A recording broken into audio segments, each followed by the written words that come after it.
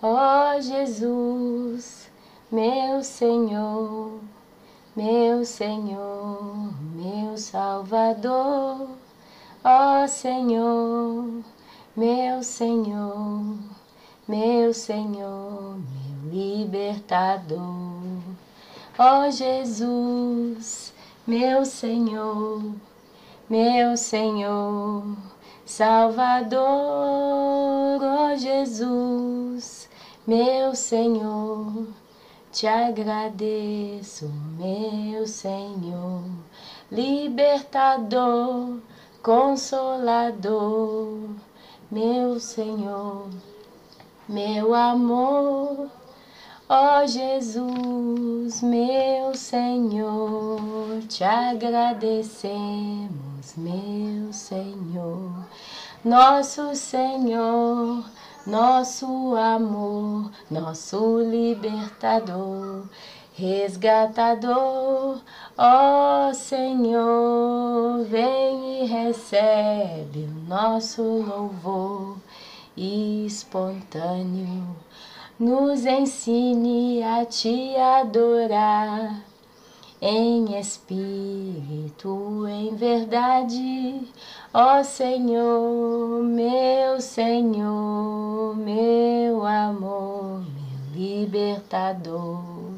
Nesta manhã, ou nesta tarde, ou nesta noite, receba minha vida no teu altar, teu santo altar, para proclamar a libertação.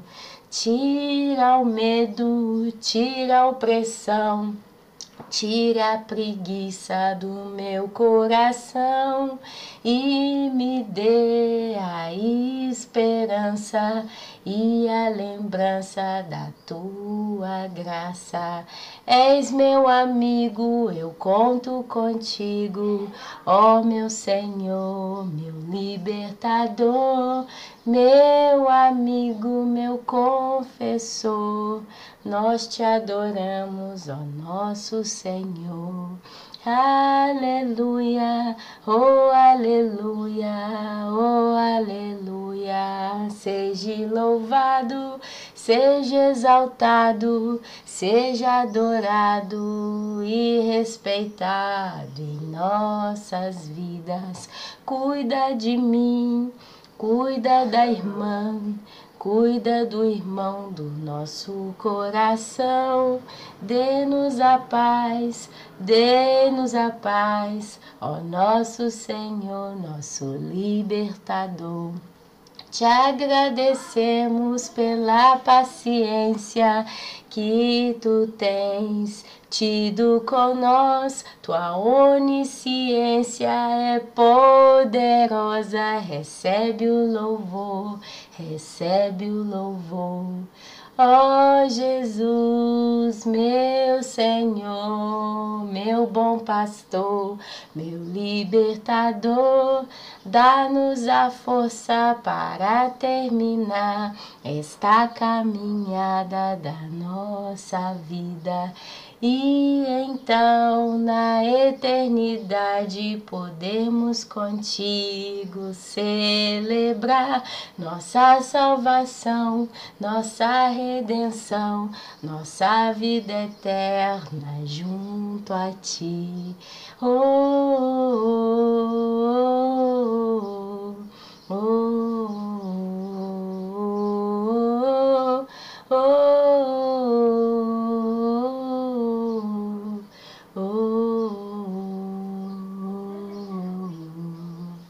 Amém. Aleluia. Isso é um louvor espontâneo. Isso é um louvor que a gente faz em oração. Quando a gente vai falando, vai glorificando, vai entregando para Deus um presente de bom dia. Para mim hoje, para você hoje, para nesse momento, nessa mensagem, a gente entrega para Deus a nossa mensagem. Ó Senhor, ó meu libertador, aleluia, meus irmãos. Ele é o nosso Redentor, Ele é o nosso Salvador, Ele é a nossa única esperança, Ele é a nossa certeza da vitória. E nós temos a paz, a coisa mais linda, no meio da tribulação, ainda que a gente caminhe pelo vale da sombra e da morte, nós não temeremos mal algum. Eu disse isso para um irmão essa semana, que ele me falou algumas coisas, né, que ele está passando. E eu olhei o quadro da vida dele, eu olhei o quadro da minha vida, eu olhei o quadro de tantos outros testemunhos e eu me lembrei do quadro em que se encontrava Davi, quando ele falou aquele salmo: ainda que eu ande pelo vale da sombra e da morte, não temerei mal algum, porque o Senhor está comigo. O Senhor, quando está conosco, ainda que nós venhamos andar pelo vale, o vale o que é? É um campo que não tem um ponto de abrigo, não tem um ponto de escape. O vale é um lugar quase que deserto, se eu não me engano, né? É um local que você caminha e você não tem um abrigo de segurança, você ainda um vale, justo? Mas ainda que nós andemos pelo vale da sombra. Por que da sombra? Porque a sombra são os momentos difíceis, a sombra são os momentos de medo, porque o crente tem medo.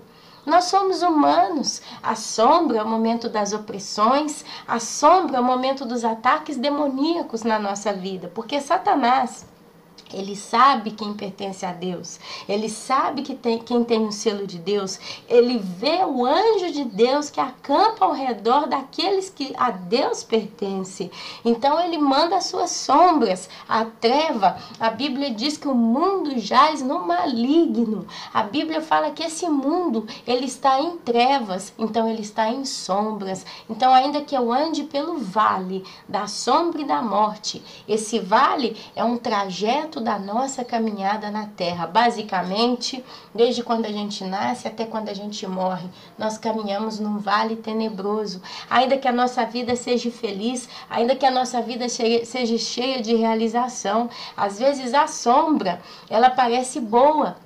Às vezes a sombra ela parece fresca, mas quanta gente no verão, em algumas cidades do mundo, fica no verão ali na praia, né, debaixo da sombra o dia inteiro, chega em casa queimada pelo mormaço e se sente mal, né? Ela não pega a insolação em si, mas ela é queimada pelo mormaço, pelo calor, né? Ainda que esteja na sombra. Às vezes a sombra parece segura, parece boa, parece confortável, mas ainda assim é uma sombra que jaz no maligno. Esse mundo não pode oferecer nada de bom para nós. Ainda que nós tenhamos uma vida boa, ainda que nós tenhamos uma vida de realização de sonhos, Salomão dizia, é tudo vaidade, tudo passa. Salomão dizia que a vida do homem é comparada, me perdoem a expressão, eu estou falando mais ou menos como eu lembro, basicamente a vida do homem é comparada quase que como um capim, que de manhã tá bonito, tá formoso e à tarde é lançado ao fogo, né, ou murcho, alguma coisa assim,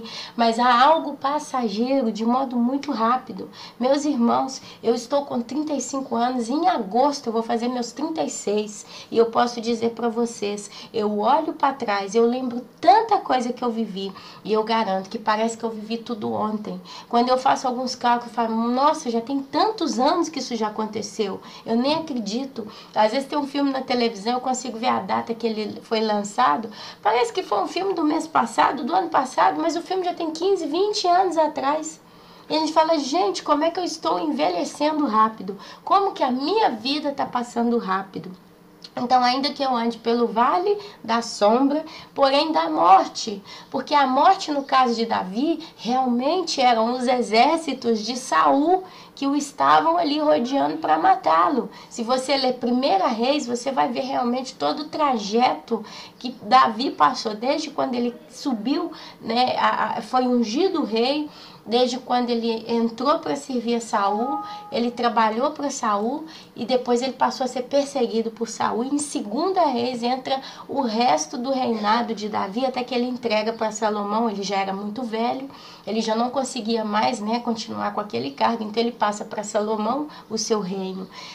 E Davi, ele viveu uma vida de guerra, até que na sua velhice Deus deu descanso para ele. Os últimos anos foram de paz, foram de sossego, foram de descanso, mas Davi, ele tinha muito sangue em suas mãos. Então Davi, ele viveu uma vida de contato com a morte. Pessoas sempre quiseram matar Davi. Então ele fala, ainda que eu ande pelo vale da sombra e da morte não temerei mal nenhum.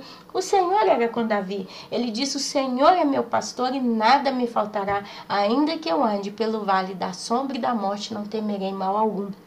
Porém, para nós não estamos em guerra como Davi, que ia à frente dos exércitos. Chegou um momento na vida de Davi que ele estava tão em contato face a face com o perigo da morte que os seus oficiais viraram para ele e falaram, você não vem mais conosco à guerra.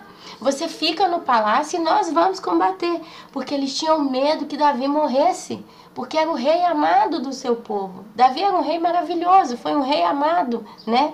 Foi um rei cujo coração agradava o Senhor. Então, meus amados, para Davi o vale da morte era a morte física também, principalmente, eu diria 90%. Mas para nós, qual é o vale da morte? O nosso vale da morte é a tentação do pecado. Talvez eu sou um homem casado, eu estou tendo crise no meu casamento, independente de qual motivo, mas eu estou vivendo um casamento turbulento e no meu trabalho tem uma belíssima secretária, ou uma mulher muito gentil, não é belíssima, mas tem um coração maravilhoso e quer realmente me ajudar. Ela me dá o valor que a minha esposa não me dá, ela cuida de mim nas coisas tão estúpidas que a minha esposa nem lembra mais. Às vezes ela me traz um café, me traz um copo d'água, ela tem gentileza comigo, ela me dá atenção, ela faz o serviço dela com tanto capricho, com tanta cura, que aquilo me faz admirá-la como pessoa. E eu começo a pensar, quem sabe, né? Essa mulher seria muito melhor do que a minha atual esposa. Porque aqui no trabalho eu vejo uma pessoa tão boa, tão gentil, tão generosa, tão assim, tão assado. Quem sabe, né? Ou então é um homem, você é uma esposa, seu marido não te dá atenção, não trata para você, não te trata bem, e no seu serviço você tem um colega de trabalho que está sempre disponível, que escuta seus problemas, que está sempre ali à disposição para realmente de coração te ajudar. Porque não é que o vale da morte é sempre um vale que as pessoas estão tentadas a fazer a maldade umas pelas outras. Mas o mundo tem pessoas de coração bom. Só que pessoas que não têm noção das leis de Deus. Elas não têm temor a Deus, elas não conhecem a Deus, mas elas conhecem o lado chamado humano. Então aquele colega de trabalho gosta da amiga, nossa, eu tenho tanto cuidado com ela, eu te trouxe o café, eu te comprei um bombom hoje porque eu passei, comprei pra mim, lembrei que você gosta do chocolate, comprei pra você também. Nossa, você tá com cabelo bonito, o que você arrumou? Nossa, como é que você tá legal? Você emagreceu um pouquinho, você tá fazendo dieta? Ou então bate um papo e começa a conversar tantos assuntos que a mulher fica louca, fala, gente, meu marido não me trata assim, por que o meu amigo me trata? Sabe, meus irmãos, quantas coisas acontecem, e isso é vale de morte, porque uma vez que eles estão casados, eles caem na armadilha do adultério, e se eles praticam o adultério e morrem em adultério, eles vão para o inferno, porque é pecado, eles juraram diante de Deus e diante da lei, né? Na saúde, na doença, na alegria e na tristeza, etc. Eu nem lembro qual é o juramento do casamento, mas é algo assim, tá? Isso é um vale de morte. É a criança que está perdendo a inocência, o pai que não está vendo a perda da inocência da criança e a considera como criança. E tudo que ela faz é bonitinho. E a criança está crescendo um monstro dentro dela, o monstro do pecado original, o monstro da falha, o monstro do egoísmo, o monstro do erro. Eu vou dizer para vocês, uma criança com seus pequenos defeitos, às vezes é uma criança que quer tudo só para ela, às vezes é uma criança que é birrenta ou pirracenta, às vezes é uma criança que é muito bagunceira, muito espoleta, tá? Enquanto ela está na idade da inocência, mas fazendo tais coisas, até então, ok, é uma criança, mas se o pai ou a mãe já não observa aquele defeito ali, porque aquilo é um defeito, aquilo ali é uma semente que pode crescer, e o pai e a mãe não corta, exemplo, teu filho, ele não empresta brinquedo para ninguém, se vem uma outra criança, seja qual for, ele bate na outra criança, ele grita, ele esperneia, aí se ele vê o brinquedo da criança, ele toma e ele quer aquilo para ele e tal. O pai ou a mãe, é uma criança, é pequenininha, é assim mesmo. Não, se o pai e a mãe bate, interfere, opa, peraí, né? E explica como a coisa é, e toda vez que acontece, vai combatendo aquele mini defeito, aquilo vai desaparecer, aquilo vai parar, porque a criança, ela vai ver, poxa, toda vez que eu faço isso, meu pai ou minha mãe me corrige, né? Então vai chegar um momento que aquilo vai como que evaporar, vai se derreter, né? Vamos dizer assim. Mas, se o pai e a mãe tá vendo determinada coisa e tá largando para lá, fazendo vista grossa, quando a criança perde a inocência, aquele problema, aquele defeito, aquela qualidade, característica, chame como você quiser, vai crescer de modo exponencial. E aquela criança que até então não aceitava que ninguém tocava os brinquedos dela, mas ela tocava de todo mundo, brigava, esperneava e batia o pé, vai virar uma pessoa egoísta, vai virar uma pessoa prepotente, arrogante. E ainda um adolescente, que é pior ainda, que vai começar a achar que ele é dono de tudo, que ele resolve tudo. Olha como o monstro do pecado cresce dentro do ser humano. Então, meu amado, isso também é andar pelo vale da morte. Porque se uma criança morre nessas condições sem a inocência, porque a perdeu, e nós não sabemos o momento. Eu sei o momento exato que eu perdi a minha inocência, não sei porque Deus me permitiu hoje perceber. Meus irmãos, eu tinha 14 anos quando eu perdi a minha inocência. Eu estava subindo a rua da minha casa, eu estava descendo, aí eu sei que era de dia, eu estava descendo ou subindo na rua da minha casa, e de uma vez só, veio na minha cabeça o raciocínio do ato sexual, o que era. Uma coisa dentro da outra, e eu comecei, gente, aquela coisa dentro daquela, não, eu levei um susto que eu parei no meio da rua, e eu fiquei chocada, porque eu entendi o que o homem faz com a mulher, e aquilo para mim, eu perdi o chão. Eu não me esqueço dessa experiência. Quando eu era criança, na casa da minha avó, tem a casa da minha avó, que mora minha tia hoje, e na casa dos fundos tem um barracão do meu tio. E eu sempre ia de um lado para o outro, de um lado para o outro. Meu tio sempre trabalha com marcenaria, não sei se o nome é esse, enfim, ele tem uma oficina e tal, e o barracão dele sempre de porta aberta, E assim, entre a cozinha da casa da minha avó e o barracão da casa do meu tio, 1 metro, né? É um barracão atacado do outro. O lote é enorme, mas as casas são muito próximas. E às vezes eu criança, eu brincava no lote todo com a minha irmã, com outras crianças. A gente brincava, rodava para tudo quanto é lado. E às vezes eu entrava dentro do barracão do meu tio, tá? Ele lá embaixo, lá do outro lado trabalhando.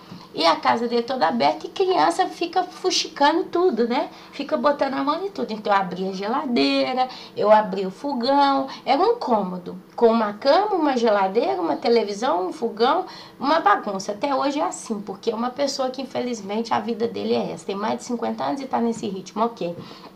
Meu tio, ele tinha o vício de ver revista pornográfica, revistinha de quadrinhos, né? Tudo pornográfica. E eu que ficava fuxicando daqui, um dia eu achei uma daquelas revistinhas pornográficas. E eu olhava, eu ficava assim, mas eu não entendia. Eu não entendia o que era aquilo, sabe? Eu vi muito pouco, mas eu vi aquilo. E eu não entendia, até o belo dia, que do nada, que eu nem estava na casa dela, da minha avó, do meu tio, brincando no lote, ali rodeando para um lado para o outro, caiu a ficha.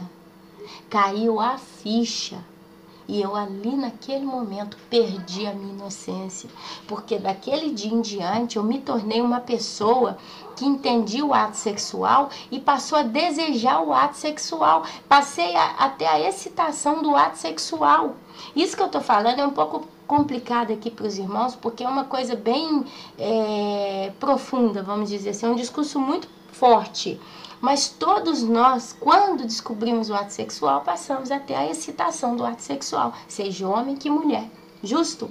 Então, daquele dia em diante, eu entendi o que é o ato sexual e eu comecei a gostar de ver aquelas coisas. E eu ficava, toda vez que eu ia na casa da minha avó, eu ia no barracão do meu tio, eu ficava caçando aquele trem pra ver. Entendeu? E eu via aquilo. E aquilo ali eu gostava, eu não fazia nada, porque eu não sabia nada. Mas aquilo ali, só o fato de olhar, já me aguçava a curiosidade. Já me trazia à cabeça 1000 coisas, entendeu? E aquilo ali foi se ampliando com o tempo. Quem sabe, meus irmãos, se naquele período que eu era ainda criança, brincava para cima e para baixo, tinha minha mãe ou tinha alguém que dissesse, olha, na casa do tio não pode ir. Se eu ver você lá, eu te bato. Se eu ver você lá, eu te... Não, mas eu era livre, solta igual cachorro. eu podia fazer o que eu queria, né? E eu era criança, entendeu? Então, assim, olha o perigo. Se eu morresse com 15, 16 anos de idade, provavelmente eu estaria no inferno. Eu não perdi a virgindade nessa idade. Eu fui perder, já era grande, mas a coisa já estava na cabeça. E a Bíblia fala que na época do Velho Testamento, o cara só de olhar, ele não estava empregado. Mas Jesus declara que só de cobiçar a mulher do próximo, você já pecou em adultério. Olha para vocês verem como que é a coisa. E você tem a consciência que aquilo é errado. Porque eu sabia que tinha alguma coisa que não batia naquela situação. Mas eu não entendi o que que era, mas aquilo me aguçava, me tirava. O mesmo aconteceu com o ocultismo. Eu sempre gostei muito do ocultismo, mas eu amava o ocultismo. Filme de terror, meus irmãos, chegou um ponto que eu cheguei na locadora de vídeo, na época tinha os vídeos cassetes, né? E eu cheguei pro cara e falei, Fernando, cadê os filmes? Não tem mais filme, não? Eu já vi tudo. Eu e minha irmã já tinha visto a prateleira de filme de terror todinha. E eu amava aquele negócio. Quanto mais oculto, quanto mais misterioso, quanto mais mágico era, mais aquilo me puxava. E eu realmente adorava o mundo do ocultismo. Até um dia que eu cheguei para ele e falei, não tem mais nada. Ele virou para mim com uma fita cassete, acho que o filme chamava Faces da Morte, que é um filme, não é um filme, ele falou, não é um filme, isso é um documentário. Eu já era maior de idade.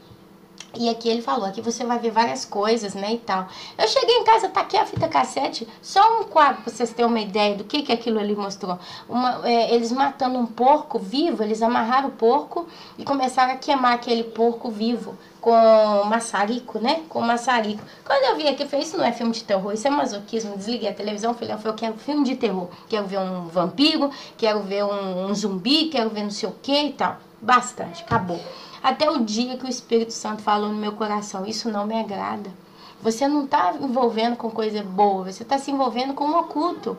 E Deus tirou isso do meu coração. Todas essas coisas que eu confessei aqui para vocês agora, Deus tirou do meu coração, meus irmãos. Hoje eu não faço mais nada disso. Eu não estou mais hoje com a cabeça voltada para as coisas do passado.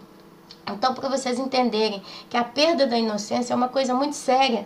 E ela não acontece de modo gradativo, que a pessoa... Não, é de uma vez só. A minha ficha caiu aos 14 anos. Eu parei, pus a mão na boca e falei, Deus, então eu nasci através do meu pai, colocando o seu tal na coisa da minha mãe, assim, assim. Eu liguei tudo, eu entendi tudo, ficou claríssimo para mim. Eu assustei, meus irmãos, eu tinha 14 anos. Eu me assustei profundamente. Eu parei no meio da rua. Eu estava indo fazer comprar pão, alguma coisa assim. Eu tinha 14 anos, meus irmãos. Eu tinha 14 anos. Eu, graças a Deus, até os 14 anos, eu fui uma meninona. Eu brincava, eu julgava, mas depois que eu descobri certas coisas, eu já vi o mundo com olhos diversos. Eu passei a ver as coisas querendo ter a curiosidade de descobrir tudo que eu podia. Porque dali todas as demais coisas se clarearam. Eu passei a desejar mais o mundo do oculto, eu passei a gostar mais de estar muito com minhas amigas, a fofocar com consciência de que falar certas coisas estava errado. Eu tinha um vício de uma amiga que contava para mim uma coisa, eu corri e contava para outra. Mas na inocência, mas de repente virou a ficha, eu já sabia que não era mais inocência, eu estava fazendo uma coisa errada. E assim eu cresci. Magari, como diz na Itália, né? Quem dera as crianças nos dias de hoje perdessem a inocência com 14 anos. Imagina você com um filho de 10 anos, 11 anos, 12 anos em casa, na escola, inocente. Bobão, vamos dizer assim. Mas infelizmente a realidade de hoje é muito diferente. Hoje essa ficha que comigo caiu quando eu tinha 14 anos, está caindo na cabecinha de crianças de 4, 5, 6, 7 anos de idade. Dependendo daquilo que os seus pais permitem que ela veja, assista. E digo, provavelmente eu poderia ter perco a minha inocência ainda muito mais velha. Se talvez as pessoas responsáveis por mim, porque quando eu ficava na casa da minha avó, minha mãe ia fazer faxina e eu ficava ali com uma velhinha de 70 anos. Então ela estava sentada na cadeirinha dela fazendo os crochêzinhos dela e eu brincando o tempo todo para cima e para baixo, no quintal da casa, entendeu? Então se eu tivesse alguém que cuidasse de mim com mais força, como eu faço com meus filhos. Meus filhos, para vocês terem uma ideia, atualmente eu não deixo eles descerem na casa da minha sogra a ficar no computador do meu sogro. Porque meu sogro, tudo que aparece na internet, ele descarrega, ele olha, ele entra em tudo quanto é site. Eu não tô falando que ele entra em site de pornografia. Mas assim, qualquer coisa que traz curiosidade para ele, né? Às vezes é um cookie, você vai ganhar dinheiro fácil trabalhando 2 horas por dia, pum, ele vai lá e clica. Ele descarrega muita coisa de computador, qualquer coisa que ele acha, ele escreve ali, ele descarrega. Então vem muito vírus pro computador, vem muito cookie pro computador. Eu não sei, não é uma pessoa que sabe usar o computador. Então todo mês o computador tá cheio de vírus e automaticamente é um computador que quando ele clica no site, por exemplo, vai entrar no Google para fazer uma pesquisa, aparece uma página pornográfica, aparece muito isso no computador da minha sogra. Então todo dia a gente tem que estar lá limpando o computador para ele, instalando tudo de novo. É uma bagunça, meus irmãos. Então assim, acontece muito de aparecer aquelas coisas pornográficas. Não sei por que aparece exatamente aquilo. Não estou aqui para falar porque ele faz que sabe que coisa. Eu não sei, eu não estou lá do lado dele quando ele está no computador nos momentos que ele está. Mas é o que acontece. Então eu tenho consciência que meu filho no computador dele, querendo entrar num site de joguinho, pode aparecer uma imagem de uma mulher pelada, ou de um ato sexual, ou que sabe lá do que. E a criança minha tem 7 anos. Meu filho agora começou a ligar a música e começa a dançar. Outro dia ligou o rock and roll forte, tava lá, babá, porque ele gosta da batucada, né, da vibração do rock and roll. Eu na hora falei, Gabriel, vem cá, esse tipo de música não é bom. Era em inglês, era rock and roll, né? E eu não sabia nem o que o cara estava falando. Eu falei, pode ser que ele tá falando tanta coisa feia. Então vamos mudar. E eu devagarzinho eu vou brincando, vou trabalhando a vida dele, mas eu vou tirando. Tudo que não presta, ele já sabe. Quando eu falo isso não é bom. Agora ele tá assistindo uns desenhos animados aí, uma linha de desenho novo, desenho de 1 minuto. São vinhetas, né? E nenhuma delas, eu assisti todas com eles. Todas. Em uma delas o cara faz o sinal com a mão chifrada, que ele está meditando em cima de uma montanha com a mão chifrada. Na mesma hora eu falei, Gabriel, esse aqui eu não quero que você assista. Você pode assistir os outros, porque eu vi todos, mas esse em particular você não deve assistir. Ok, mamãe, porque ele fez o sinal com a mão chifrada. E aquilo ali não é bom. Na hora, meus irmãos, eu corto, meus irmãos. Mas eu, na minha infância, não tive essas coisas. Então, isso é andar por vale da morte. Cada um de nós, meus amados, a gente tem situações nas nossas vidas que nos levam a caminhar pelo vale também da morte, da segunda morte, ou da morte eterna, ou da morte do pecado, porque se você morre em pecado, você está condenado para a morte eterna. Então aquele salmo, ele cabe muito bem nas nossas vidas. A gente não sabe do nosso dia de amanhã, a gente não sabe nem do próximo segundo. Tem um parente meu, e provavelmente dos irmãos, tem um caso de um parente nosso que ele estava em casa, ele almoçou com a família, eles almoçaram, a mulher é evangélica, a filha mais nova era evangélica, o resto eu não sei dizer porque eles vieram de base católica, mas eu sei que ele não ia na igreja. E eu não sei até que ponto que a sua esposa pode falar de Jesus para ele, eu não sei o que aconteceu. Isso aconteceu com 2 parentes meus. E ele almoçou, comeu num dia de domingo, depois ele foi... virou para a esposa e falou, me dá um pouquinho de Coca-Cola que eu tô com dor de estômago. A mulher foi, deu ele, eu não sei, assim, porque ele almoçou e falou assim, eu vou descansar um pouquinho. Subiu pro quarto, que eles tinham um quarto no 2º andar da casa, subiu pro quarto e deitou. Nesse meio tempo, ele chamou a mulher e de cima ele falou, me traz um copo de Coca-Cola que eu tô com indigestão. A mulher foi, pegou o Coca-Cola, pôs no copo, foi subir. Na hora que ela chegou lá para dar Coca-Cola para ele tinha morrido de infarto. Aquela sensação de indigestão que ele teve era um infarto que ele teve fulminante, pum, explodiu o coração. Quer dizer, ele não teve nem tempo de receber o copo e falar, olha, eu tô passando mal. Ele pensou que estava com uma indigestão, como a gente tem sempre, eu quantas vezes tive indigestão, vocês. Quer dizer, é o normal. Mas no caso dele era um infarto que explodiu o coração dele. Tive um outro tio, nesse caso foi um tio, que sentou no sofá da sala, botou a mão no peito. Já há alguns dias ele estava muito triste, porque infelizmente a mulher dele fazia ele ficar louco. Sempre trazendo problema, preocupação, briga. Por isso, marido, você que está aqui comigo me escutando, se a sua esposa é um tipo de pessoa que está sempre fazendo você ficar angustiado, está trazendo opressão, nervosismo no seu coração, eu te convido a arrumar alguma coisa para não pensar nas coisas que ela faz. Porque meu tio teve uma mulher, e ela tá viva até hoje, diz que é evangélica, tá? E assim, fazia da vida dele um inferno. Sempre lamentando, sempre reclamando, sempre exigindo. Teve um dia que ele saiu de casa, 11 horas da noite, ele saiu com um sapato no pé e o outro sem sapato. E saiu descendo na rua, saiu caminhando na avaria, para ver se relaxava, pensava, refrescava. Tá? Então ele estava já vivendo anos de angústia, inclusive a gente tinha um problema de lote, né? Porque foi do avô e aí a gente tinha que fazer a partilha. Um dia ele falou comigo e com a minha irmã, ele falou, olha, Ana e Luana, eu quero resolver isso tudo com vocês agora, porque depois que eu morrer eu não sei como é que vai ser. Eu gostaria de eu resolver tudo isso com vocês, enquanto a gente pode fazer tudo em paz, porque depois que eu morrer eu não sei como é que vai ser. Graças a Deus, está sendo um inferno na vida da minha irmã, porque eu tô na Itália, deixei tudo para ela. Mas Deus tem dado sustento e ela tem conseguido. Na brincadeira, nós temos já uns 7 anos que ele morreu, ou menos, minha irmã já tirou do bolso mais de 10 mil reais. Mas não se sabe de onde Deus sempre proveu esse dinheiro para ela. Na hora que a tia chegava desesperada, tem que pagar o advogado, tem que pagar o documento, graças ao Senhor, ela sempre teve um serviço e ela teve a ganha justo para ir quitando essas obrigações, tá? Então, e ele com a mão no peito, já prevendo a sua morte. Só que essa mulher depravada, dizia-se evangélica, botou na cabeça dele para ele aceitar Jesus e começou a arrastar ele para a igreja dela. E Deus, na sua misericórdia, eu acredito, eu espero e ver meu tio no céu. Deus, na sua misericórdia, eu creio que salvou, porque ele já é um homem que dizia, eu temo a Deus, eu tenho a Deus na minha vida, tá? É uma coisa que a gente não sabe, mas eu me emociono, porque quando eu era criança foi um dos tios que mais me ajudou. Ajudou a minha mãe, às vezes ele levava eu e minha irmã para fazer compra. Eu lembro que um dia meu pai estava na rua com uma amante, foi morar com ela do tudo, minha mãe tadinha naquela situação, e a gente sempre brincava com os filhos dele. Ele tinha 5 filhos, tem 5 filhos.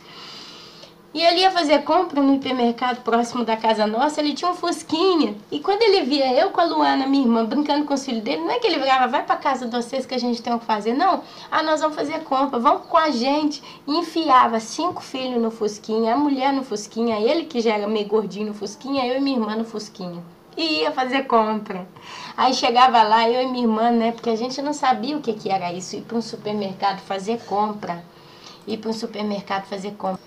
E ele levou a gente para fazer compra, e eu e minha irmã nos corredores do hipermercado, né? Porque a gente ia sempre no supermercadinho pequenininho, né?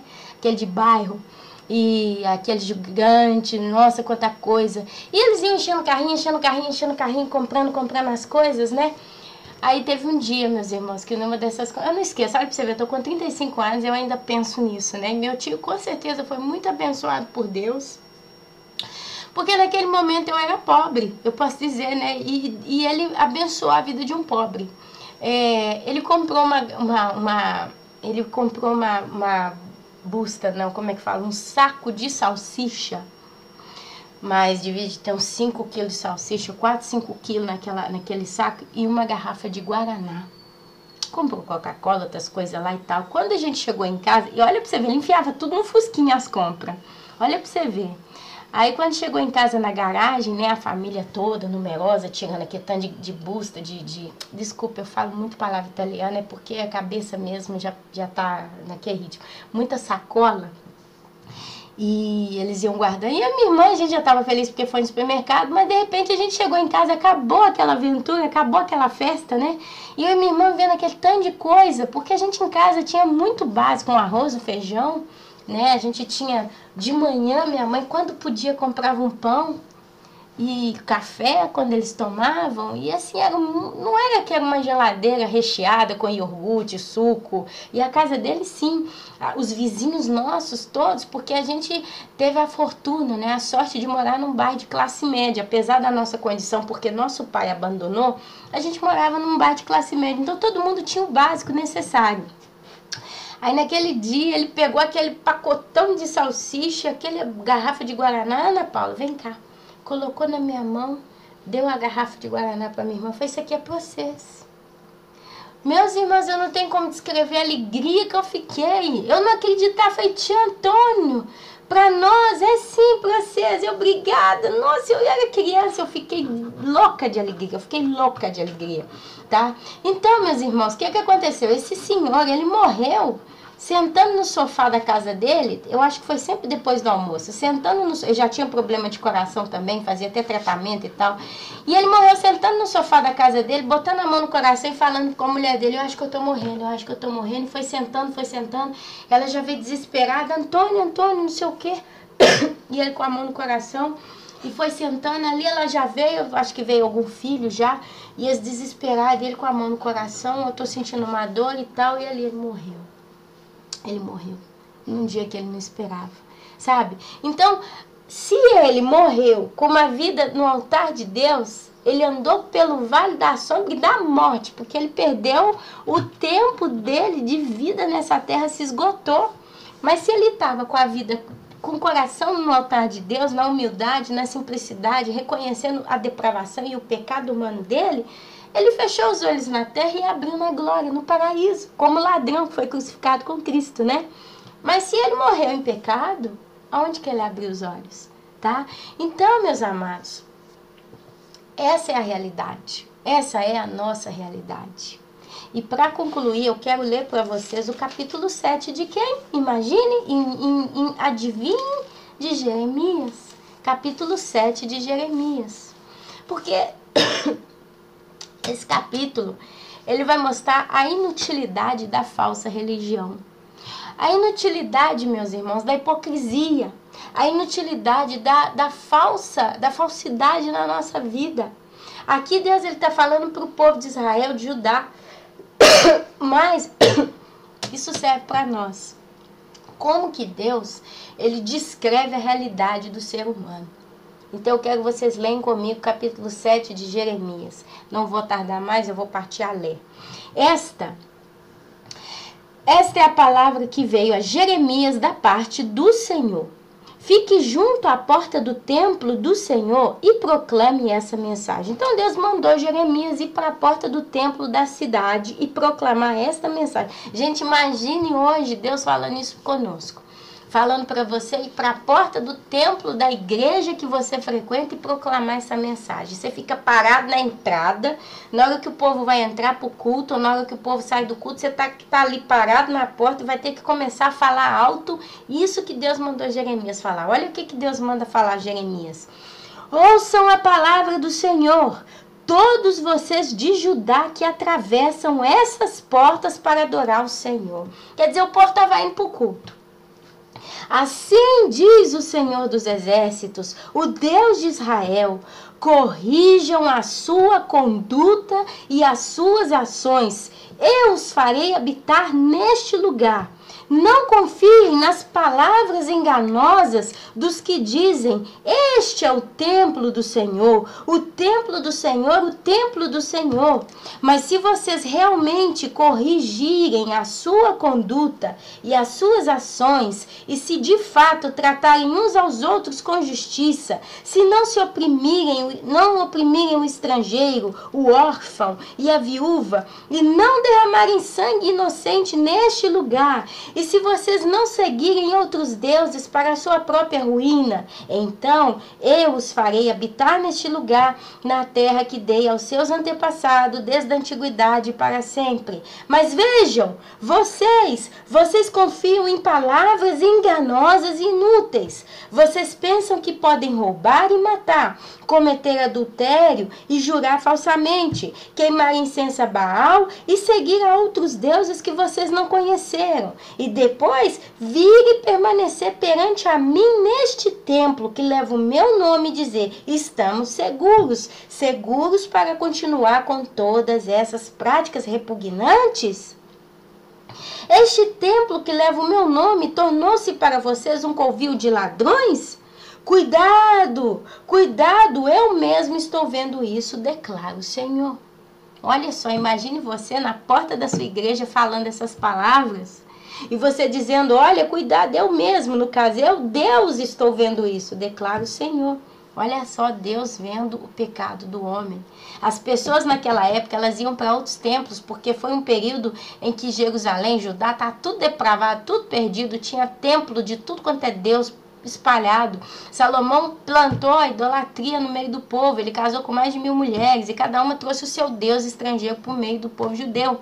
E Deus falou que eles não podiam casar com outras mulheres, a não ser com mulheres das suas tribos, judias, pessoas de Israel, né? E eles casaram com mulheres de outros povos. Então elas foram trazendo os balaíns para o meio do povo. Então o povo, eles iam, adoravam determinado Baal ou qualquer outro Deus, depois eles iam no templo do Senhor. Era o ecumenismo no meio de Israel, era o ecumenismo no meio de Judá. E aqui Deus, ele fala, vocês pensam que pode ir lá e adorar os outros deuses, depois passar por essas portas e adorar a mim também?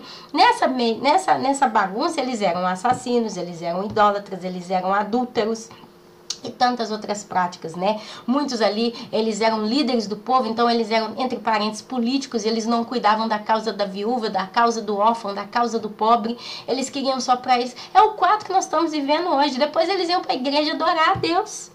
E aqui Deus, ele diz, eu mesmo estou vendo tudo isso, cuidado, cuidado.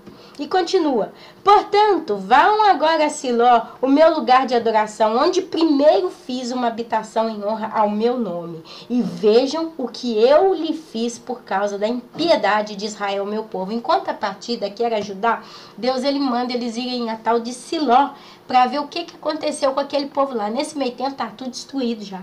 E Deus falou, aquilo é um exemplo para vocês verem, eles serão como vocês, e olha lá como que eles terminaram.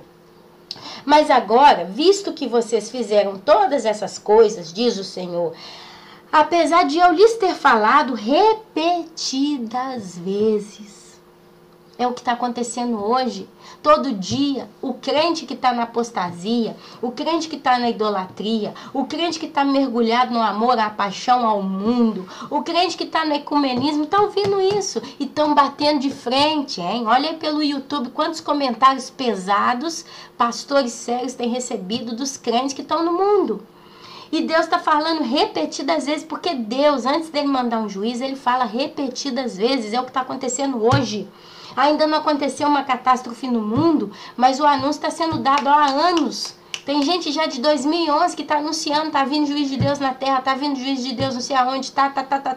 E o povo não leva a sério, porque onde é que está? Passou 2011, passou 2012, não aconteceu nada. Mas aqui, repetidas vezes, e vocês não me terem dado atenção. E eu tê-los chamados e vocês não me terem respondido. Eu farei.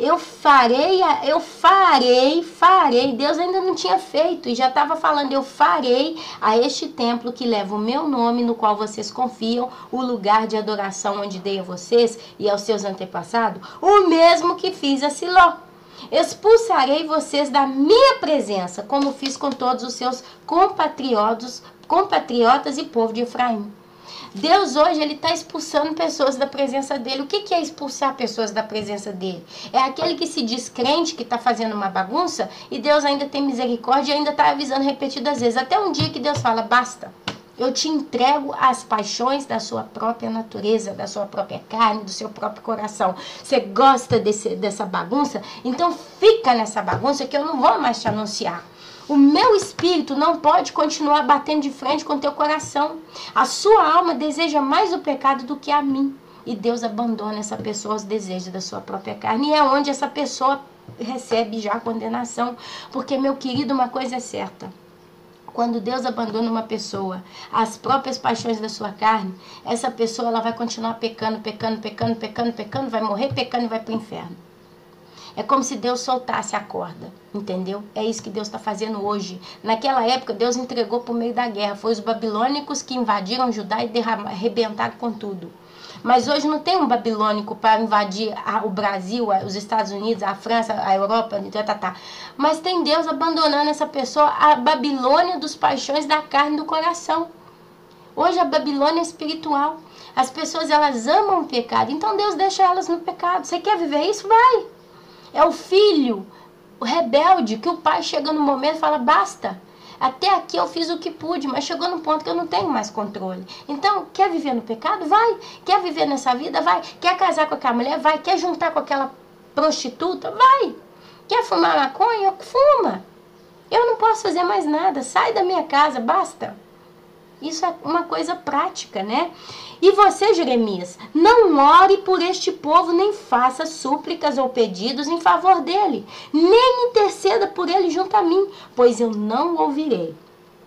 Não vê o que estão fazendo nas cidades de Judá e nas ruas de Jerusalém? Os filhos ajuntam a lenha, os pais acendem o fogo, e as mulheres preparam a massa e fazem bolos para a rainha dos céus. Olha essa rainha dos céus, já desde a época de Jeremias. Hoje, quem é a rainha dos céus? Meus irmãos, não tem uma cidade católica no mundo que não tenha uma Nossa Senhora para eles. A daqui se chama Manipúlia, a de Belo Horizonte, Nossa Senhora da Paz, a do Brasil, Aparecida. E todo mundo, na França, é a de Lourdes. Rainha dos céus, rainha dos céus. Isso é uma potestade, um principado demoníaco que já está gerando idolatria desde a época de Jeremias. Esse fazer bolo aqui na Itália, não tem um dia no ano que não tem uma casa italiana celebrando o dia do filho que nasceu no dia de um tal santo. Ah, hoje é dia do Santo Antônio, meu filho se chama Antônio, hoje é dia do meu filho, é o dia onomástico. E eles fazem bolo. Eu mesmo tô com um pedaço de bolo aqui que o meu sobrinho fez esses dias. Tá dentro do papel laminado, ninguém come, que meu marido não gosta. Eu não gosto, eu tô pra jogar no lixo porque não ficou nem gostoso. O doce nem me interessa. Mas porque o menino nasceu no dia do santo, eles puseram o nome do filho do santo, não é isso? Não, o menino não nasceu no dia do santo, mas eles deram o nome do santo pro menino. Então, todo dia que é o dia do santo, eles fazem festa. Tem família italiana que faz festa como se fosse festa de aniversário, para comemorar o dia do onomástico. Então, os filhos ajuntam a lenha, os pais acendem o fogo e as mulheres preparam a massa, fazem bolos para a rainha dos céus. Além disso, derramam ofertas a outros deuses para provocarem o quê? A minha ira.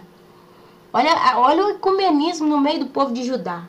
Não sei se vocês estão entendendo o que nós estamos falando aqui, mas olha a gravidade daquele quadro e olha o que nós estamos fazendo hoje. Mas será que é a mim que eles estão provocando? Pergunta o Senhor. Não é a si mesmos para a sua própria vergonha? Portanto, assim diz o soberano Senhor: a minha ardente ira será derramada sobre este lugar, sobre os homens, os animais e as árvores do campo, como também sobre o produto do solo. Ela arderá como fogo e não poderá ser extinta. Olha o juízo vindo, olha o juízo sendo anunciado, a causa, o pecado deles, Deus advertindo, Deus pedindo, Deus mandando, ó Noé, 120 anos. Pregador da justiça, Noé, durante 120 anos ele anunciou o juízo que ia vir, e o povo da época de Noé caçoou, zombou e não deu ouvidos, até o dia que Deus mandou Noé entrar na arca, e um anjo de fora fechou e caiu o dilúvio. 120 anos. Ah, cadê essa chuva? Mais 10 anos que esse homem está falando isso, cadê a chuva? 50 anos que ele está falando isso. Eu era criança quando eu ouvia Noé falando que Deus ia mandar um dilúvio, mas nunca choveu. 70 anos, cadê? 100 anos, eu tô velhinho agora, nada, eu posso fazer o que eu quero. Tá aí esse homem, esse louco, tá lá dizendo que vai cair um dilúvio. 120 anos, bum, caiu o dilúvio. Justo? Assim diz o Senhor dos Exércitos, o Deus de Israel: junte os seus holocaustos aos outros sacrifícios e comam a carne de vocês mesmos. Quando tirei do Egito seus antepassados, nada lhes falei, nem lhes ordenei quanto a holocaustos e sacrifícios. Dei-lhes, entretanto, essa ordem: obedeçam-me, e eu serei o seu Deus e vocês serão o meu povo. Vocês andarão em todo o caminho que eu lhes ordenar, para que tudo lhes vá bem. Mas eles não me ouviram, nem me deram atenção. Antes, seguiram o raciocínio rebelde dos seus corações maus. Corações maus.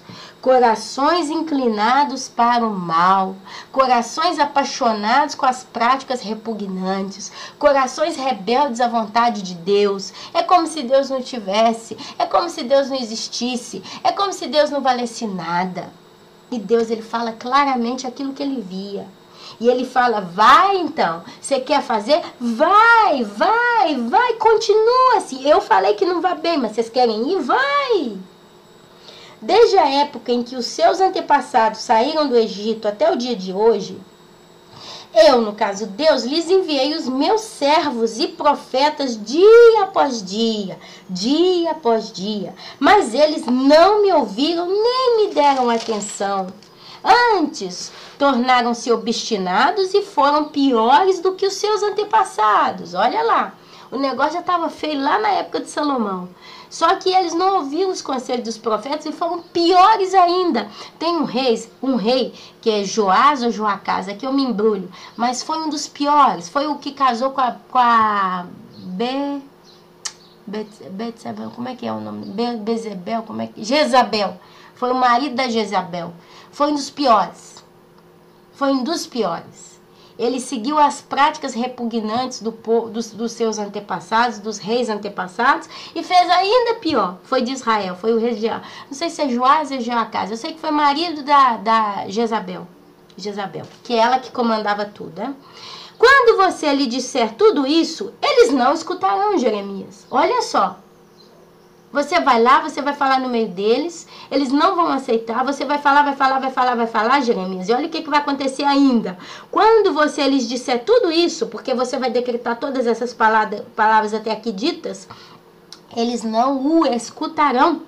Quando você o chamar, não vão responder, não responderão. É o que está acontecendo hoje.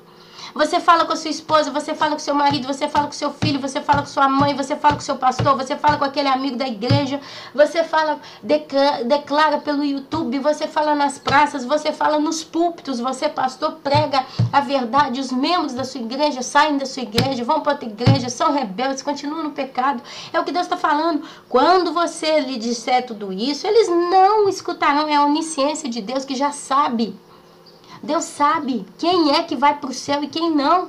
É Deus decretando aqui. Quando você fala, você vai falar, mas é perda de tempo, mas você vai falar. Eles não te vão escutar, eles não vão te responder. Portanto, diga a eles, esta é uma nação que não obedeceu o Senhor, ao seu Deus, nem aceitou a correção. A verdade foi destruída e desapareceu dos seus lábios. Cortem os seus cabelos, consagrados e joguem-nos fora. Lamentem-se sobre os montes estéreis, pois o Senhor rejeitou e abandonou essa geração que provocou a sua ira. Cortem os cabelos consagrados e joguem-nos fora. Lamentem-se sobre os montes estéreis, pois o Senhor rejeitou e abandonou essa geração que provocou a sua ira. Esse negócio de cortar cabelo aqui é lá no livro de Levítico. Parece que tem uma categoria, não sei se era levita, tinha uma categoria de homens que tinham que fazer a obra de Deus no templo. E eles não podiam cortar o cabelo, não sei, tem um negócio assim, eu não me lembro. Sei que tá lá em Levítico, meus irmãos, tá? E aqui, então, eles tinham esses cabelos grandes, né, sem cortar. Só que eles praticavam todo o pecado. Então Deus, ele fala, cortem os seus cabelos consagrados e joguem fora. Porque de que adiantou fazer todo aquele ritual? Para nada. Estava pecando do mesmo jeito. Lamentem-se sobre os montes estéreis. Porque a terra já não dava mais o seu fruto, né? Pois o Senhor rejeitou e abandonou esta geração que provocou o quê? A sua ira. E aqui eu paro. Eu poderia continuar ainda, mas o meu tempo está realmente muito pesado no dia de hoje. Hoje para mim é sábado. Eu espero poder continuar isso aqui. Tá? Mas eu prefiro firmar aqui também, até porque a mensagem já está chegando a 1 hora. Mas Deus, ele disse. Vocês depois, meus amados, releiam capítulo 7, do versículo 1 até o 29, que é o que a gente leu aqui hoje, com calma, porque você lendo, você vai refletindo por si só. Mas é Deus ele é justo. Deus, na sua justiça, meus amados, Ele conta as coisas como elas são. Ele fala como é. Ele fala, olha, eu mandei o profeta, eu adverti, eu falei qual é o tipo do pecado, eu falei o que vocês estavam fazendo, eu falei até como vocês se comportaram, eu continuei, e eu depois disso tudo disse que vocês não iam escutar o chamado, vocês não iam atender, vocês iam continuar. Então eu vou falar uma coisa, tudo isso é inútil. Deus ali no versículo 16, ele fala, não ore por eles. Não interceda por eles, é tudo gente rebelde, é tudo gente obstinada. E no finalzinho, versículo 29, ele fala, cortem seus cabelos consagrados, joga fora. Lamentem-se sobre os montes estéreis, pois eu, o Senhor, rejeitei e abandonei essa geração que provocou a minha ira. É uma consequência. E isso vai acontecer de novo. Isso vai acontecer de novo. Você vê o povo sendo avisado, o povo está sendo avisado, mas é um povo que está se consagrando entre parênteses, fazendo sacrifício nas igrejas suas. Aqui Deus não está falando para o mundano, hein? Vamos levar em consideração, Deus aqui não está falando essas palavras por quem está no mundo. Para a prostituta que está lá gostando do trabalho dela, para o homossexual que está lá gostando do trabalho dele, para o bruxo, para o satanista, para o idólatra. Não. Deus aqui está falando para o povo dele. É como se Deus aqui estivesse falando para a igreja nécia, a igreja ignorante, as 5 virgens imprudentes. Deus está falando para esse povo aqui. Porque aqui era um povo já consagrado a Deus, era um povo que ia para o templo de Deus, mas que permitiu que a porcaria, que a idolatria, que o pecado entrou no meio deles. Jeremias capítulo 7 não está falando para o mundo, está falando para a igreja. Está falando para mim, está falando para você. Tá? Nós estamos anunciando a palavra de Deus através da profecia. Deus, do mesmo jeito que ele mandou juízo, porque esse povo foi assolado pela Babilônia. Do mesmo jeito que esse povo foi assolado pela Babilônia, meus amados, Deus está querendo dizer que o juízo dele é inevitável para a igreja insensata. E a Bíblia fala no final, pois o Senhor rejeitou e abandonou essa geração que provocou a sua ira. É um povo perdido. É mais uma justificativa de que o crente apostatado que ficar sem subir no arrebatamento vai morrer para o inferno. Perdoa, irmãos. Filho em casa, férias, champanhe, né? Nós estamos aí fazendo na garra, né? Na marra, essas mensagens. Mas, voltando ao assunto, é isso. A ira de Deus está vindo sobre o mundo, porque essa aí já não tem jeito, está decretada profeticamente já da Gênesis, Apocalipse, que Deus ele vai punir o mundo pelo seu pecado. Mas a ira de Deus está vindo também sobre os apostatados, sobre as 5 virgens insensatas, imprudentes, que nesse momento estão recebendo o aviso. As sentinelas estão clamando no deserto, o mundo está no deserto, e essas pessoas não querem ouvir. Hoje a igreja está tentando evangelizar a igreja, mas Deus fala, não ore por esse povo, não peça por eles, porque eu não vou ouvir a sua oração. É tudo um bando de mentiroso. Eles não me querem. Não adianta. Aqui eu entraria com outro discurso muito longo, mas como a gente quer ler a palavra de Deus aqui no livro de Jeremias, eu estou lendo só para vocês verem como que Deus é justo. E é onisciente, ele sabe o que está fazendo, ele sabe como que as coisas realmente estão andando. Ele sabe qual é realmente a alma do negócio. Cabe a nós, meus irmãos, clamar a Deus por misericórdia na nossa vida, na vida dos nossos familiares, na vida daqueles que ainda não aceitaram a Jesus como seu Senhor e Salvador, não entregaram a vida no altar de Deus. E cabe a nós manter a nossa vida em ordem. Essa é a palavra de ordem do dia de hoje. Faça uma lista, escreva o que você precisa resolver para com Deus. Eu preciso buscar uma pessoa que eu briguei com ela tanto tempo atrás. Eu preciso devolver tal objeto que eu roubei. Eu preciso deletar do meu computador todo o site de pornografia. Eu preciso jogar fora aqueles vídeos velhos de filme de terror, de pornografia, filmes errados. Eu tenho que deletar aquilo tudo, eu tenho que jogar fora. Eu tenho que jogar fora aquele retratinho daquela rezinha que um dia não sei quem me deu, que minha avózinha que eu amava tanto morreu. A única lembrança que eu tenho dela é aquele santinho que ela me dava, quando ela rezava comigo quando eu era criança. Tem que jogar fora. Eu tenho que pedir a Deus perdão porque eu ainda me masturbo. Eu tenho que pedir perdão porque eu ainda penso em tal coisa. Eu tenho que pedir perdão porque eu me ponho na internet ainda a bisgulhar sobre astronomia. Eu ainda consulto horóscopo. Eu preciso resolver meu problema com a sogra, com o sogro, com o cunhado, com a cunhada. Eu preciso botar em dia os meus estudos, e em vez de falar mentira para a professora que eu estou fazendo tudo e na realidade eu estou só copiando do Google e eu copio aquilo ali, até imprimo, já levo o serviço pronto. Eu nem li o que é o assunto, mas eu estou falando que eu li, eu estou mentindo. Eu tenho que botar os meus impostos em dias, eu tenho que pagar as pessoas que eu devo em dia. E às vezes eu comprei uma panela que o moço passou na porta de casa e me vendeu a panela, eu falo que eu vou pagar e ele passa todo mês e eu não pago. Eu tenho que pagar. Eu tenho que jogar fora aquelas roupas que não estão bem pra mim. Sabe, tem tanta coisa. Eu sou uma mulher que eu gosto de usar maquiagem muito pesada, batom vermelho, não sei o quê. Eu tenho que jogar fora tais coisas da minha vida. Eu preciso abandonar tudo aquilo que dá motivo de pecado. Faz uma lista. Eu como demais, eu tô engordando porque eu tô comendo demais. Eu tenho que cortar certas coisas da minha dieta. Eu não posso continuar bebendo porque eu bebo, eu fico tonto, então eu começo a fazer besteira, eu não posso beber mais. Eu não posso mais sair com tal amiga ou com tal amigo de trabalho porque ele está me levando a ter pensamento de adultério. Eu sei que aquilo ali é uma fonte de pecado e eu já estou imaginando eu com ele ou eu com ela. Quanta coisa, quanta coisa. Olha, eu tenho que tirar todos os desenhos animados que levam pro inferno, meu filho. Todos os brinquedos que eu dei de presente para ele, de monstro, da Marvel. Tem que jogar tudo fora, as bonecas encantadas, cheias de encantamento, magia, tudo. É uma checklist. Nós estamos no mês de junho, dia 13, daqui 2 dias 15, metade do mês de junho. O juiz de Deus está vindo em 2015, não sei como, mas ele está correndo o risco de chegar até você. E você precisa estar com a sua vida em dia. Se você vai ser arrebatado em 2015, se você vai ver uma tsunami passar na porta da sua casa em 2015, ou na cidade vizinha, ou no seu próprio país, ou se vai ter guerra, ou se vai ter fogo, não sei. Mas em 2015, Deus ele já não tem muito mais tolerância com o pecado, sabe? Anos de afronta. Eu falei com uma irmã, para concluir. Eu falei com uma irmã aqui hoje de manhã. Eu falei, a Itália, quando nasceu como Itália, ela é idólatra. Todo dia tem festa de santo, todo dia tem dia onomástico, todo dia tem uma reza, todo dia tem uma novena, todo dia tem uma igreja com a gente prostrado para um ídolo de estátua, né, e etc. Mas a Itália, todos os anos, até o dia de hoje, ela continua no mesmo estágio.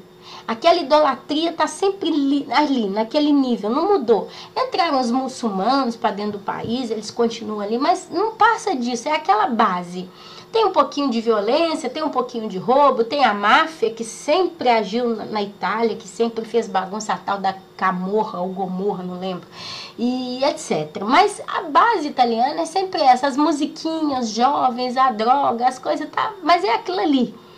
O Brasil, quando eu era criança, é como é a Itália hoje.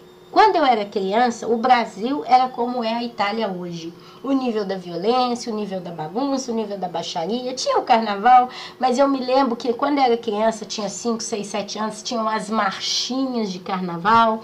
A mulherada andava só com a bunda de fora, mas ainda cobria o seio, quer dizer, tinha um nível, aquela base cultural que não passava muito daqui. Tinha as macumba. Mas é aquele limite, né, que durante tantas dezenas de anos, vamos dizer assim, tantas décadas, 500 anos, o Brasil sobreviveu naquela base ali, as coisas foram naquele ritmo. Mas, desde 2013, 2011, eu não sei quando começou o movimento gay no Brasil, eles começaram a levantar o volume. A Itália continua no mesmo ritmo de tantos anos, mas o Brasil ele mudou nos últimos 10 anos, da água para o vinho. Até que eles hoje fizeram uma afronta na marcha gay com a pessoa mais importante do universo.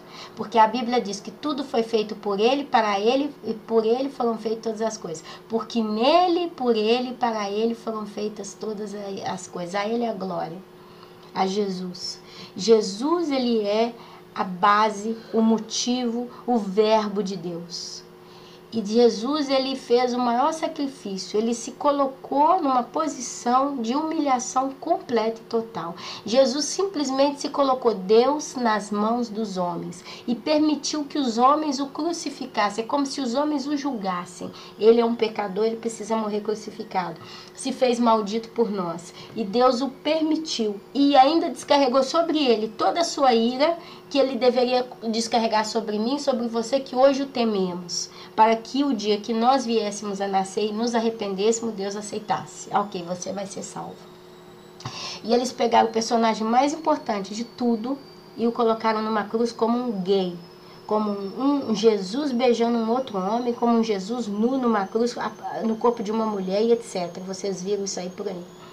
Então esse é o volume que o Brasil tá. A violência não se pode mais. Os jornais estão realmente... Se você aperta o telecomando da televisão só para ligar o telejornal, sai sangue no telecomando. De tanto que o trem tá feio. As novelas nem se fala. Enfim, vocês que estão aí, vocês sabem. Então a gente tem que pôr a lógica. O volume do pecado aumentou e muito no Brasil. Automaticamente, até que ponto Deus ele vai suportar esse mau cheiro? Até que ponto Deus vai continuar tolerando esse pecado? Automaticamente, consequentemente, Deus ele tá para trazer ira no Brasil. E 2015 a gente já teve aí o ano de mais catástrofe no mundo. Foram coisas terríveis. 40 vulcões numa semana, terremoto no Nepal, terremoto no Japão, vulcão no Chile, etc. Eu sei que a mensagem é repetitiva, mas é o que Jeremias fazia. Jeremias, durante todos os anos que ele profetizou ali no meio de Judá, no meio do povo de judeus, não sei se ele chegou a profetizar em Israel, mas em Judá é de certo, ele sempre falou a mesma coisa, porque é uma mensagem repetitiva, mas o povo continuou sem ouvir, o povo continuou sem pecar. Creio que alguns ouviram Jeremias, porque Deus não mandaria um profeta para nada. Imagine no meio de toda aquela terra não ter um que se converteu à mensagem de Jeremias, eu não creio. Muitos ali tiveram temor no coração e se espantaram. E se colocaram nas mãos de Deus. Foi o remanescente daquela época. Assim também acontecerá nos dias de hoje. Então, essa mensagem é: preste atenção pelo caminho ao qual você está andando. E assim, meus amados, meus queridos, eu encerro mais esse vídeo. Espero poder continuar o capítulo 7 e 8 de Jeremias nos próximos dias. Amanhã não sei se eu vou ter essa oportunidade. Me perdoem pela bagunça, a máquina que está lavando roupa, o pedreiro que está aqui do lado trabalhando na casa do vizinho, tem muito ruído de fundo. Mas eu espero que esse vídeo possa ter sido significativo na vida de cada um de vocês. O juízo de Deus está vindo. Essa noite aconteceu muito rápido, foi um relapse. Mas eu vi uma frase essa noite, enquanto eu estava meio acordada, meio dormindo, eu não sei, meus irmãos, eu tô lembrando isso agora. Mas foi me dita uma frase essa noite, veio da parte de Deus. A frase que eu ouvi essa noite foi: o juízo de Deus está para ser derramado no planeta inteiro. Eu ouvi essa frase. Até agora a gente está vendo em localidades, mas eu ouvi essa frase hoje. O juízo de Deus está para ser derramado no planeta inteiro. O juízo de Deus está para ser derramado no planeta inteiro. Isso é uma advertência. Eu não sou profeta, a ponto que eu uso o profeta Jeremias para falar por causa da comparação do modo como que está semelhante aos dias de hoje. Está igualzinho. E o Deus diz que ele é o mesmo hoje, ontem e sempre. Mas eu me lembro que eu ouvi essa frase hoje à noite. Eu tive isso, Deus falou isso comigo. O juízo de Deus está para ser derramado no planeta inteiro. Não é só no Rio de Janeiro, ou São Paulo ou Brasil, mas é no planeta inteiro. Então eu deixo a vocês com essa reflexão. Que o Senhor Jesus possa abençoar a você que está levando a coisa a sério, te dar força para concluir o seu trabalho, fechar o seu checklist com Deus em positivo. Que você consiga sanar tudo que você precisa. Amém, meus irmãos? Então eu vos abençoo com a santa paz de Deus, que vocês tenham um excelente final de semana, que esse sábado venha a ser uma bênção, que o domingo vai ser uma bênção, e assim que eu puder eu vou estar retornando com essa mensagem aqui, continuando esse estudo. Você pode começar a ler Jeremias do capítulo 1 até o 8, 9, continua lendo Jeremias, porque aí a gente vai refletindo no mesmo espírito, na mesma sensibilidade, no mesmo entendimento, tá bom? Então Jesus abençoe a todos, tenham um excelente final de semana, fiquem atentos que a palavra de Deus está dizendo que o juízo de Deus está para ser derramado no planeta inteiro. E que o Senhor os abençoe e cuide de nós, porque Ele vai cuidar de nós. Ainda que eu ande pelo vale da sombra e da morte, não temerei mal algum. O Senhor é o meu pastor e nada me faltará. Eu falei ao contrário, mas é isso. O Senhor é meu pastor e nada me faltará. Ainda que eu ande pelo vale da sombra e da morte, não temerei mal nenhum ou algum. Amém? Então Jesus abençoe. Amém, amém e amém. Glória a Deus.